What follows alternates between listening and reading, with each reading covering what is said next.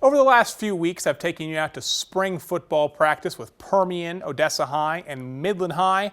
But the Legacy Rebels don't do spring football practice. Or do they? This is not a spring football practice. What coverage are we in?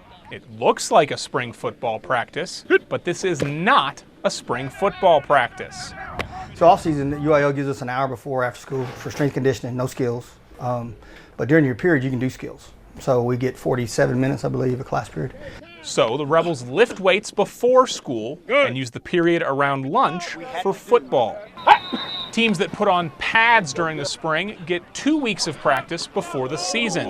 The Rebels don't do spring practice, so they get 3 weeks before the season and an extra scrimmage. We're going to have an advantage. I don't care. We're going to have a distinct advantage. Those 2 scrimmages, we're going to take those guys to the ground. So our kids are going to tackle 2 times to the ground in competitive atmospheres. Everybody says, well, they tackled in the spring. I don't think that kind of rolls over that much, because I can tell you, you can go to any spring games. I bet you don't see ones-on-ones. I bet you see ones-on-twos. And I bet you that live quarterback ain't live, okay, because they're smart too. The Rebels have won the district title 5 seasons in a row. They didn't have spring practice before any of those years. What I do think is this: it's worked. People ask me every year, maybe someday I'll say yes, but I kind of laugh right now because I don't know, it's kind of worked. Jordan, hey, great job right there, All right, switching to baseball, Midland Christian in the TAPS state quarterfinals. They are 1 win away from the state Final Four. They're taking on Grapevine Faith. This game is in Abilene.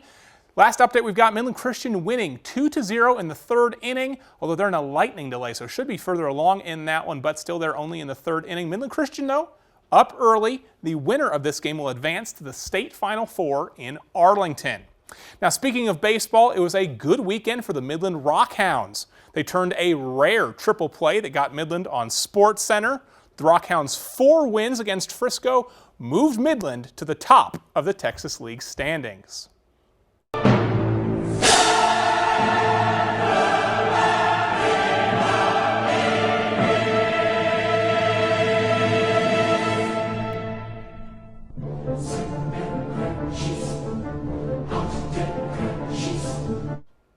All right, this one's for Mary Kate. Midland sits alone in first place in the South Division. Now remember, if you win your division, you get an automatic spot in the playoffs. So it doesn't really matter that there's some other good teams over there in the North Division. It's another big series this week for the Rockhounds. They go on the road to Amarillo. You see there the Sod Poodles trying to take that top spot from Midland.